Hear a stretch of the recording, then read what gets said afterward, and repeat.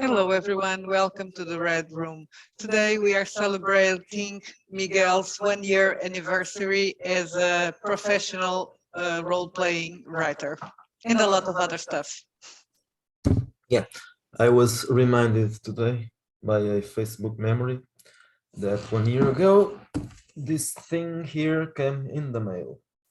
So it means that 1 year and probably 1 week or 2 weeks before, there was a PDF published, and then I ordered it and it turned into paper. So when I got the paper version, it felt a little bit more real than before.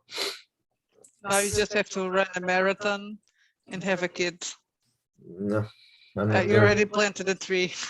I'm not going to we do all did. neither of those. Neither of those.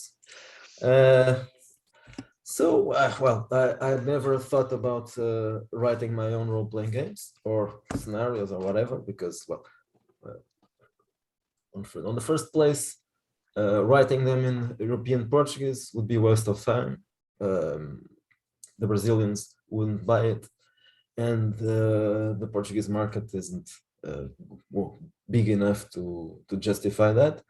And also, most Portuguese players are woke and they hate my guts anyway, so I wouldn't be able to sell more than, I don't know, five books maybe. Do you think you'll sell that much? Probably not. 3, 4. And they like narrative games also. The narrative games in the story games are very strong in Portugal right now. But I don't think you're being fair with yourself, because you were writing your own games. Yeah, but I didn't show them. You weren't publishing them. That's different. You were writing your scenarios already. Yes. Well, I was when I said writing, I meant writing with the intent of publishing. And of course, my English is bad, so that wasn't. I never considered that the option that somebody would pay to read something written by me in English, not in Portuguese. I know in Portuguese I wrote news, so I know people would pay to read that shit, but not in English. And they would also use the newspaper to the period cages. Yeah. So, but then something happened. But basically, safety tools happened. That's what got me into that stupid idea of writing my shit in English. They annoyed me enough. The wokesters annoyed me enough, so I would translate precisely this thing here, which had no cover at the time, of course. That's it basically. Watering down every horror game I liked. Well, first, even before watering down the games, infiltrating into the hobby, infiltrating their stupid safety tools into the hobby, and convincing people that those things were needed, and that monsters are problematic and horror is problematic, and scaring people with stories and mentioning things like rape and torture and death are problematic. So they fucked up horror. And I was pretty annoyed 2 years ago because they fucked up all the games.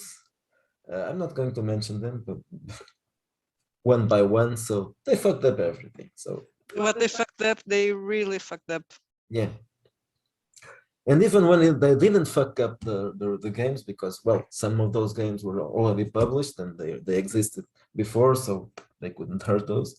But they still infiltrated Facebook groups and everywhere else where things were discussed. And this is problematic. This is problematic. So that's how the fucking pussy generation fucked up the horror games and the horror community enough to get me annoyed and started translating my my shit. You wanted to be cancelled, but I wanted to be cancelled. Yes, I was cancelled. Yeah, but you're right. You're publishing by Postmortem Studios, so you are cancelled. I was insta cancelled by publishing through Postmortem Studios, which was in a way a relief because I didn't have to argue with people online. but well, at first I kind of was expecting that as a good thing because I wasn't expecting to sell things. So at least I was going to provoke some arguments and annoy people. It was my revenge. It didn't happen, so okay. That's good that I was able to sell something because that part of my plan was kind of demolished because well James Desborough is and has been already cancelled for a long time, so I couldn't publishing by postmortem. I couldn't get to those people, so that part of it was cancelled. Was cancelled, really cancelled. So as I was saying, Orpheum Lofts was the first one, and it was a game, not really a game, it's a scenario I had written in, I think 2002, I think, or three, or one, I don't know, around that time, and I had already played it, so I knew that it could work, but I didn't know it could work with other people, of course, because one thing is to know that this kind of thing is what I do. Um, I usually don't at the time, not right now, because I have to discuss these things with people and keep pestering them online. But 20 years ago, I wasn't going to forums. I wasn't going to rpg.net.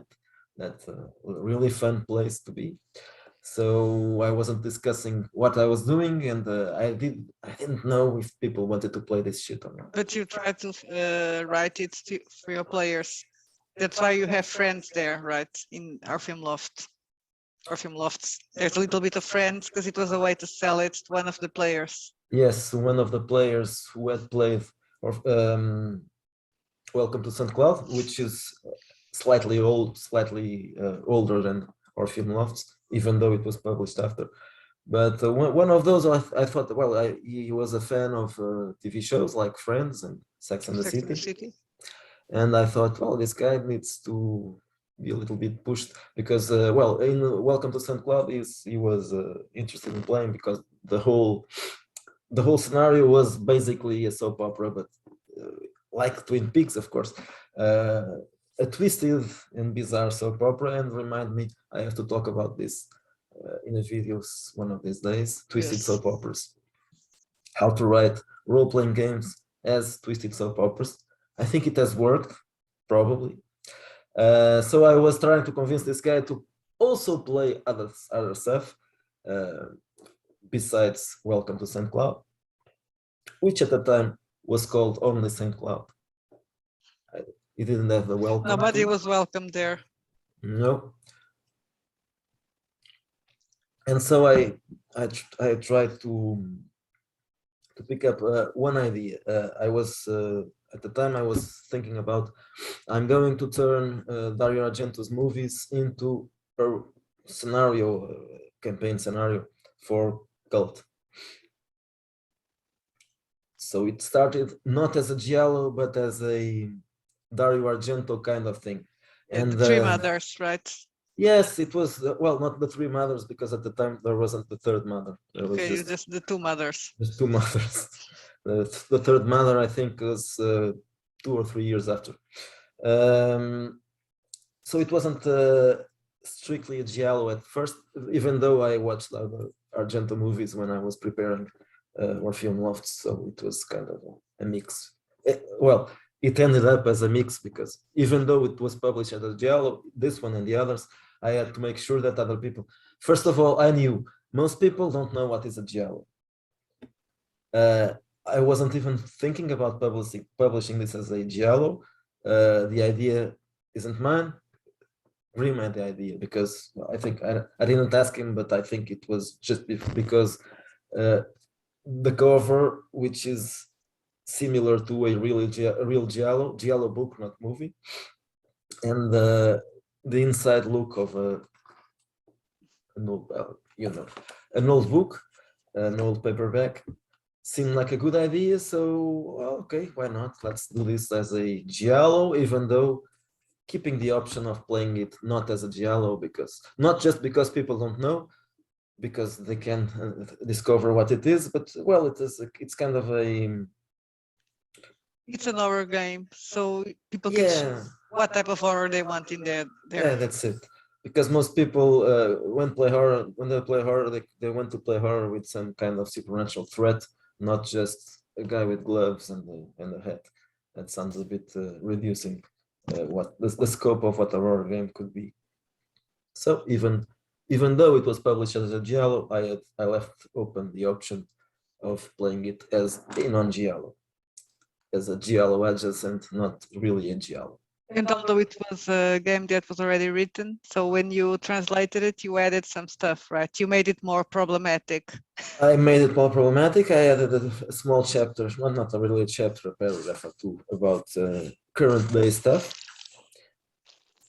namely being nasty to woke people, because that's what they do. No? They do well. They do entire paragraphs saying you shouldn't. I didn't say they shouldn't play this game. I just made them feel unwelcome, probably.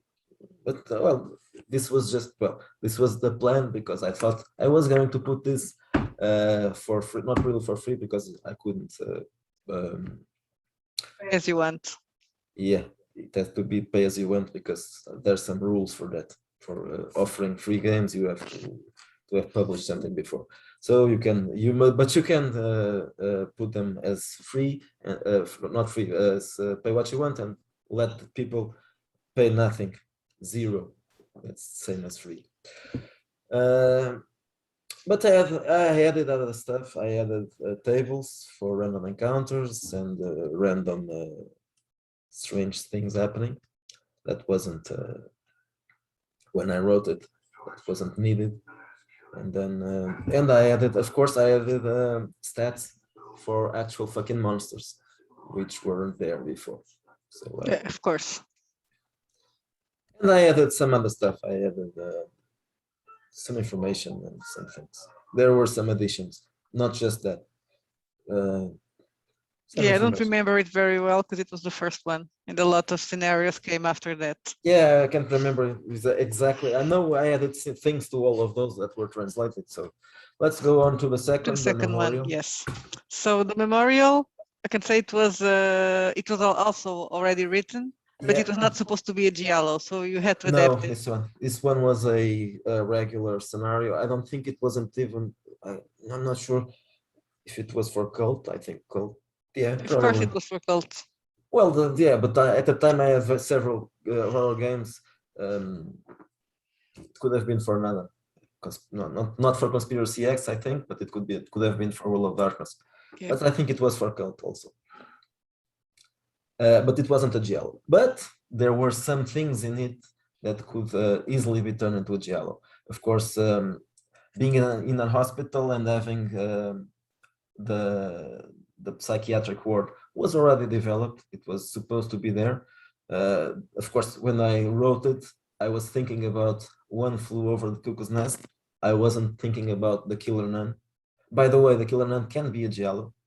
I was looking for that today. I saw that on the comments on the video. Yeah, it is some giallo purists consider The Killer Nun to be a mix between a non-exploitation movie and a giallo, but it has well, visually it doesn't have that. It doesn't have a giallo feel. It's not No, but that beautiful. Yeah, but there are some. For example, I didn't think about that earlier, but the color white keeps showing up, so yeah, it's not as stunning and as visually elaborate, but that's because the guy who did the movie isn't Argento or Lucio Fulci or well, it's a nobody basically. yes. So probably wanted to do giallo, he couldn't do that part of the giallo because he wasn't good enough as a director. Well, anyway, the memorial wasn't supposed to be a giallo, but there was. And that's well, I'm going to reveal some information about that. I wasn't expecting it to be a giallo, but then well, okay, this one was published as a giallo, so I knew I had to publish the other one as a giallo too. And so I started reading it, rereading it, and thinking, how can this be a giallo? And then I discovered a few things that could be transformed.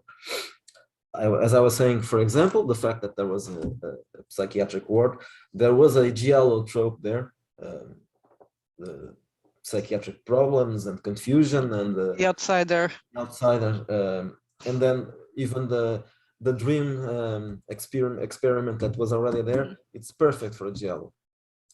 The confused girl that's been Yes. internalized there, and the doctors who are doing experiments can also be giallish. And then there were things that weren't there. For example, the guy who dresses up as a woman, that wasn't added before, after. I mean, it was added after because I was thinking, okay, I can introduce some elements here. It's not quite well, it's an American giallo. Brian De Palma's Dress to Kill, and the strange things the doctors already their strange obsessions, they were giallish, even though I didn't think about it at the time. But well, I had seen many giallo movies, so I had that, and they have that strange aura that I like in horror movies. Yeah, the weirdness. I would say the surreal weird. Yes, even when it's not surreal, but it is weird then anyway. Yeah, it's so weird that you don't know what the hell is going on. Yeah, it was there already, so it wasn't difficult to turn. And also the not just the habits, but also the secrets. The secrets were also, there was some homosexuality, drug abuse. I didn't think Weird about that. sexual kinks. Yeah, and that is all also giallish. So the giallo, after taking a glance, I thought, yeah, this can be a giallo. Really, just I didn't have to suppress anything. I just had to underline a few things, and I added a few things also. Of course, I didn't have to take away the supernatural because I didn't do that for Orpheum Lofts, so I just left it there. It's an option. You can take it or leave it. If you want to play giallo, you just play, for example, in a psychiatric ward, or even in another one. No problem. Yeah, just the issues with the hospital not working correctly, the Yeah. bureaucratic issues, and the vices of the people working there. That's Yeah, enough. all the craziness and all that. And well, okay, just you don't even have to forget about the other inspiration for this, which was Lars von Trier's Riget, because of course it's not a giallo, but the weirdness in it could be giallish if he had. Well, it is visually strange also, not the right visually strange for a giallo, but it could be worked in that way. So Yeah, part of the strange people there. Yeah, especially in Riget. all that can be translated to a giallish scenario quite easily. I added a few other things. Again, tables, encounter tables, stuff tables, books, a table with books in the library. We didn't use that. And problematic characters. Yes, also the Playboy Society wasn't there. No, not Playboy Society. Hugh Hefner Appreciation Society wasn't there.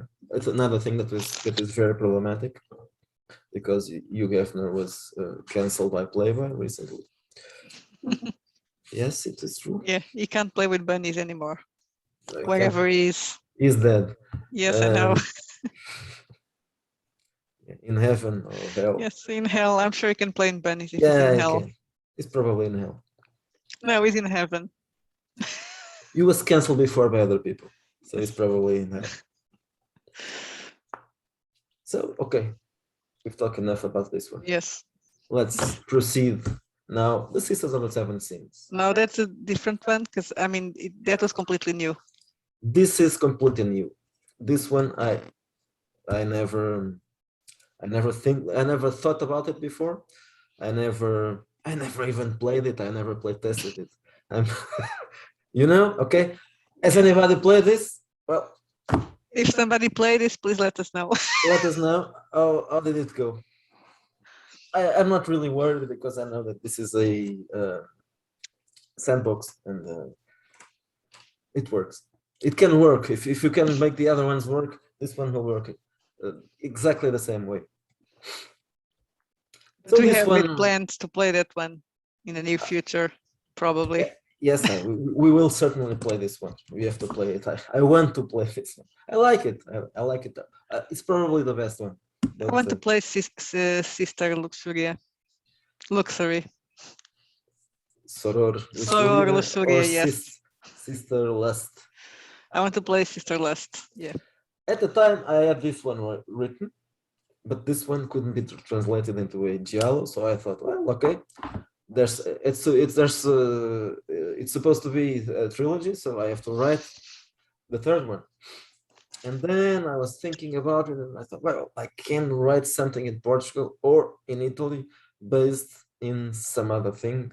I had an idea.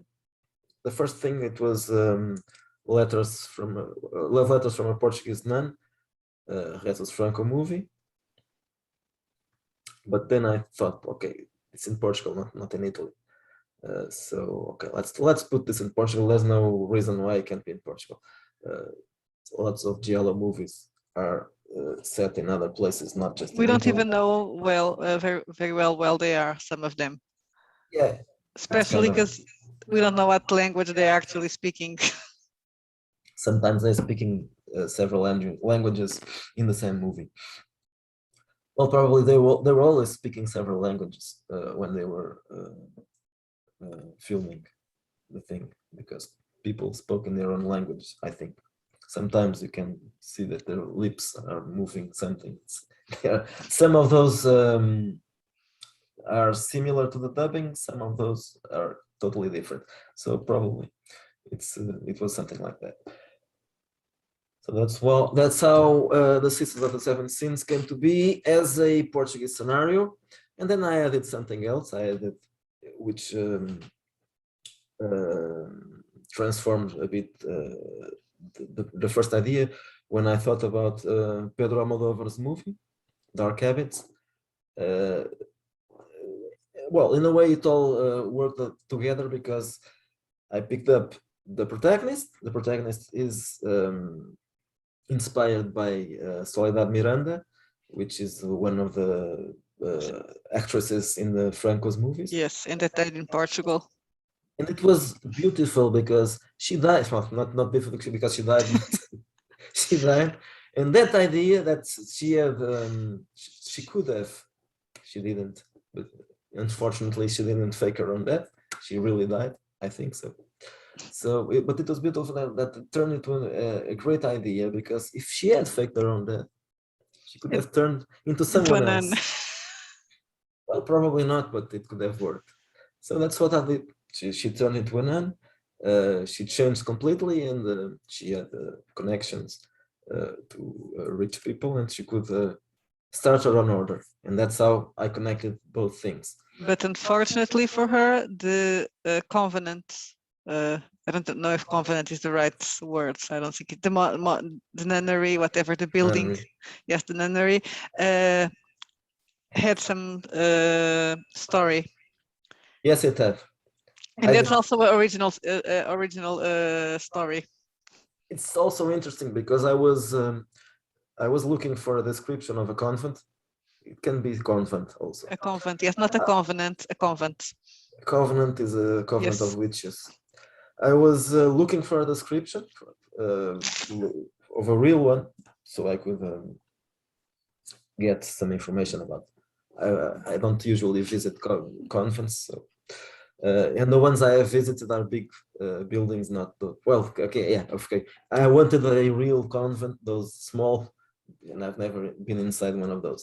So I needed to know how it looks like from the inside, not just the outside.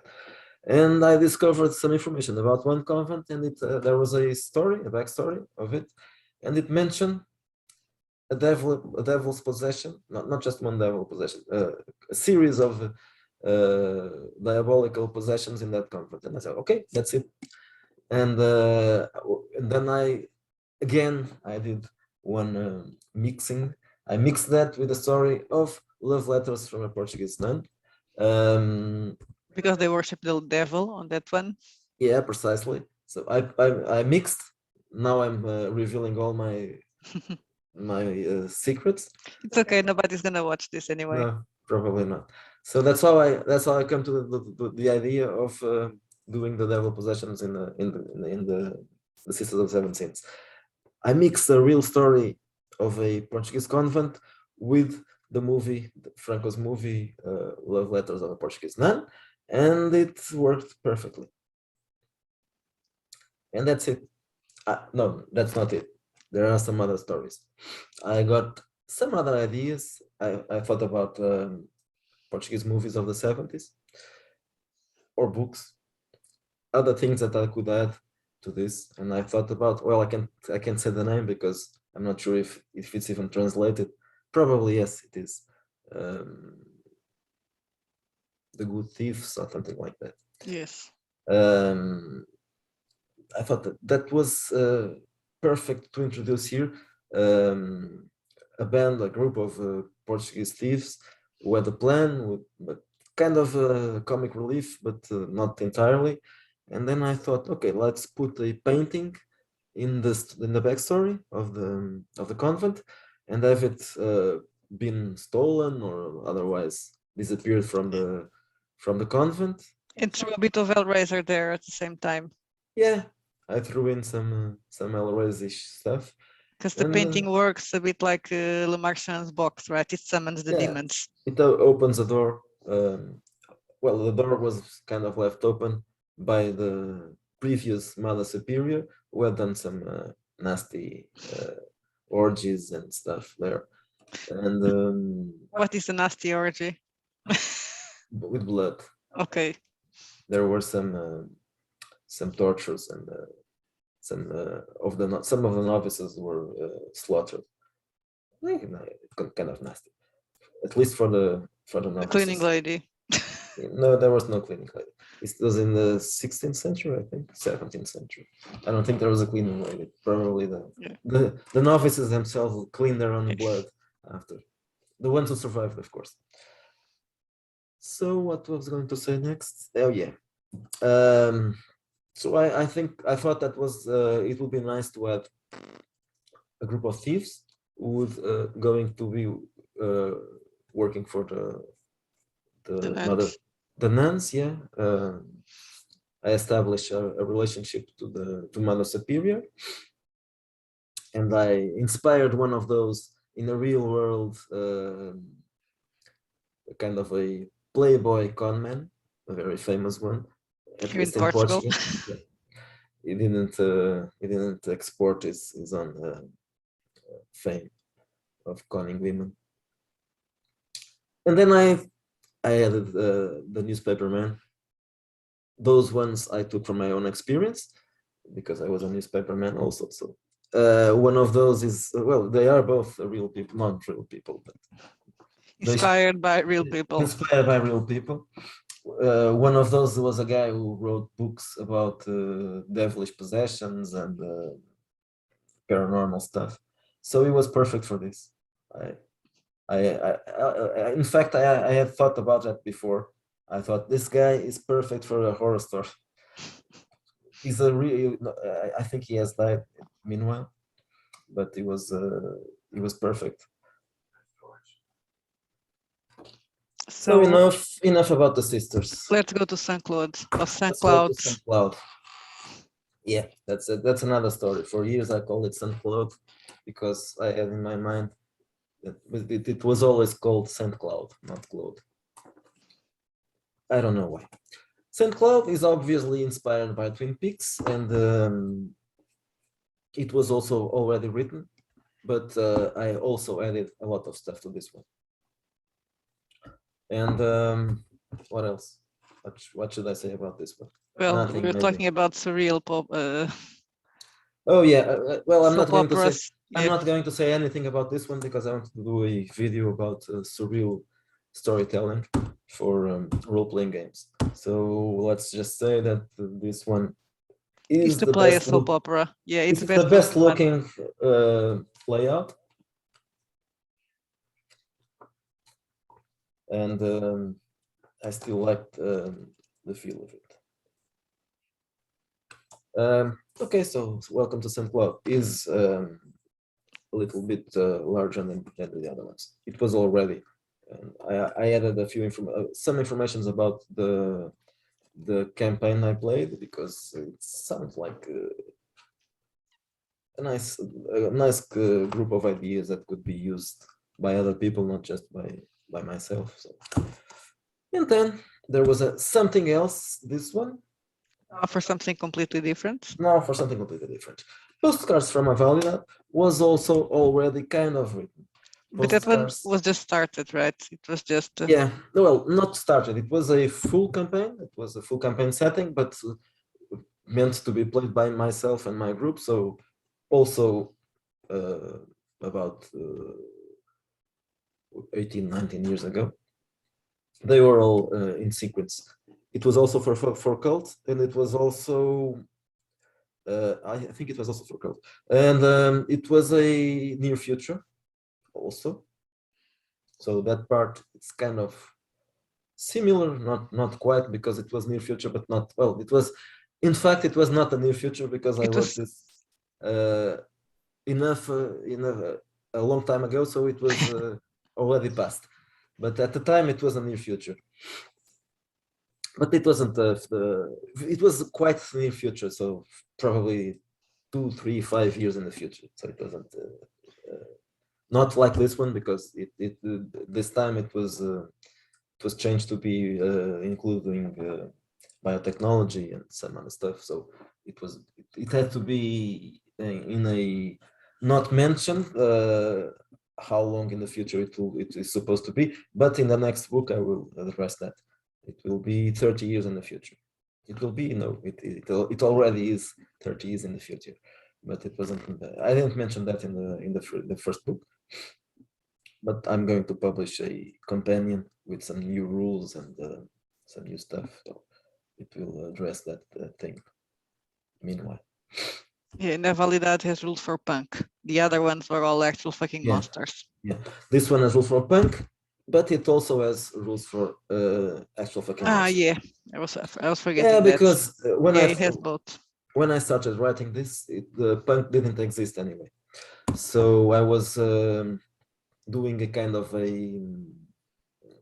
restructuring of actual fucking monsters in a way that powers could be used as biotechnological uh, augmentations and at the same time as psionic powers and some other stuff.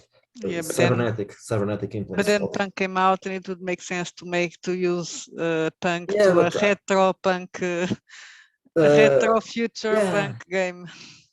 In fact, it wasn't published yet, but Grimm sent me Yeah, the draft and I used it. But I had already written about the powers, so I thought, okay, this can be still used. So we used both things, and that old campaign that I had from Cult, and some other stuff because this is a 200 and something pages, 205, something like that, and it was nothing like this before. I added organizations, characters, plot hooks, a lot, a whole bunch of them. Every character has one almost, and I added a few characters too because they were inspired by things by other characters from other campaigns that had nothing to do with this because I had to transform this into a uh, at first I was thinking cyber, but then I thought no, cyber doesn't work, and that Cyberpunk is was, dead. yeah, cyberpunk is kind of dead, and well, it isn't dead. There's cyberpunk red there, so Yes, but it is the future of technology. It's not cyberpunk red is cyberpunk is not very retro. no, it isn't. Well, it is very retro, and it isn't very stimulating to be talking about this right now. And I also didn't want to. Well, there are people writing cyberpunk games now, and they use that retro feeling, and I wanted a retro feeling, but But not not that one. that one. Yeah, not phone booths and that things. Not really that. And then I made the connection that I needed because I needed something to develop on this, and I needed William Burroughs, of course. William Burroughs and Cronenberg.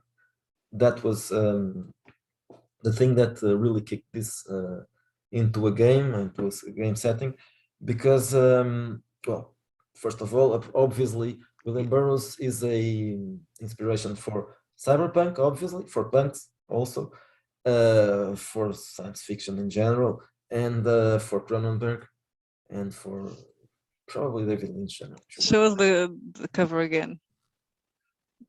Very transgress. Okay, yeah, that is also very. Yeah. David Lynch is eating the Red Room is eating. That's very Burroughs. Yeah, that cover is very Burroughs. Yeah, the cover is extremely Burroughs. I like the cover. I like this cover too. Of course, William Burroughs took this into a new level because there was drugs. Of course, I had to introduce drugs, and so the psionic part had to have some developments and connection to drugs. Obviously, I filled this up with other drugs, regular drugs, because it was needed, and it turned the scenario and the setting into something a little, not a little, not just a little, into something very much bizarre because, well, it's Burroughs. It's the cut up.